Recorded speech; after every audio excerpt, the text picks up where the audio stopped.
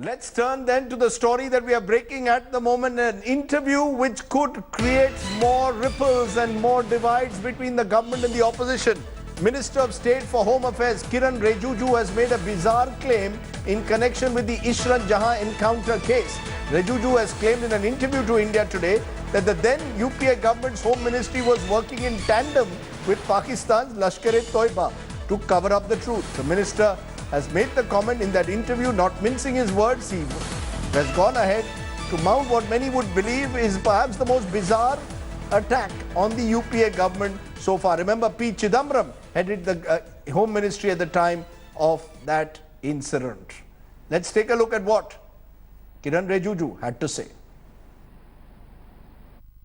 I personally admire P. Chidambaram as he is one of the finest administrators. He's one of the most capable minister we had. But the thing is, how he was forced to give a clean sheet to a hardcore terrorist. And that is why I have already stated earlier that we do not feel that Chidambaram was alone in giving a clean sheet to an LET aide. Rather, it must have been a very coordinated, calibrated effort of the Congress party involving the top leadership. It must have been done. Otherwise, Chidambaram alone will not do that, because I know he is a very efficient and very straightforward senior politician. How did it happen? It's something, it's very, very big question mark on his credibility now. The LET had declared Isra Jahan as a martyr.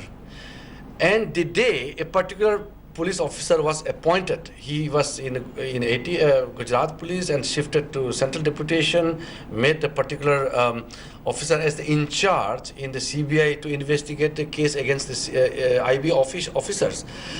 And when that particular officer was appointed as the officer to conduct inquiry, same day LET also makes an announcement that they had made an error and Isra Jahan was not part of their module. See how the Home Ministry and the LET were working in tandem. It is such a disastrous thing for a great country like India. जिस समय की वो बात कर रहे हैं, उस समय किरण रिजिजू कांग्रेस पार्टी में ही थे और हम लोगों से मिला करते थे. अब शायद उनकी कोई नजरिया बदल गया होगा जब से वे भाजपा में मंत्री बन गए हैं. रिजिजू जी, आप जब कांग्रेस में थे तभी आपने अगर ये बात बता दी होती चिदम्बरम जी को तो बेहतर था. Okay, let's go to Gaurav Sawant, who did that interview with Mr. Rijiju. Gaurav, Kiren Rijiju has acquired the reputation of a bit of a loose cannon in this government, but even by his standards, to say that the government was working in tandem with the Lashkar-E-Toiba is bound to get the backup of the Congress party. And Rajdeep, it has the way Congress is reacting. But Kiren Rijiju here isn't just talking about the Ishrat Jahan encounter.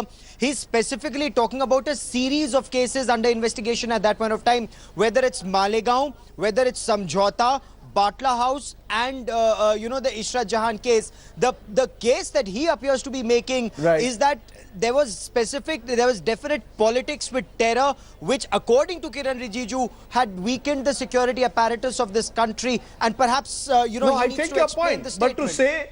but to say that they were in tandem with the Lashkar, let me bring in RPN Singh, who was then in the Home Ministry. RPN Singh, how do you react to what Kiren Rijiju has said, that the UPA government was working in tandem with the Lashkar-E-Toiba? I think it is extremely irresponsible and unfortunate that a minister in the government of India should make a statement like that.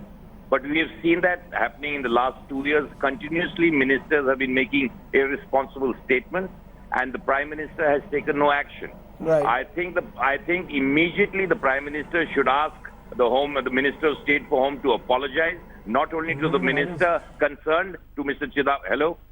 Go ahead. Yeah, to apologize to Mr. Chidambaram, but also to the nation for making such kind of irresponsible and without and backed with any facts. Should we, Rajdeep, think that when terrorists were escorted by the NDA government then to Kandhar, that the government at that time was in cahoots with terrorists? I think it is appalling that somebody, a minister in the government of India, could make such an irresponsible statement, and immediately action should be taken with that minister. So you are essentially saying, RPN Singh, that you want Kiren Rijiju to apologize, you want the government to act in this case. However, there will be those who will say that maybe while his choice of words was unfortunate, there are questions which your party will also have to answer in the way the Ishrat Jahan case has been handled. Oh, no, I definitely want to say something that what I like to ratify here, Rajdeep, is that one thing I know, this case really haunts the BJP because the lower court found that it was a fake encounter, which was ratified by the High Court when the then Chief Minister appealed against the lower court order, stating that it was a fake encounter, and then the then Home Minister of Gujarat, Amit Shahji, when they appealed in the High Court, it was found even by the High Court that it was a fake encounter. Okay. We're going to leave it there, RPN Singh. You are calling for an apology from Mr. Rijiju, even as the government continues to raise questions over the way the UPA handled national security. RPN Singh, their former Minister of State for Home, reacting on the phone line, saying that Mr. Rijiju must apologize for the statement that he has made.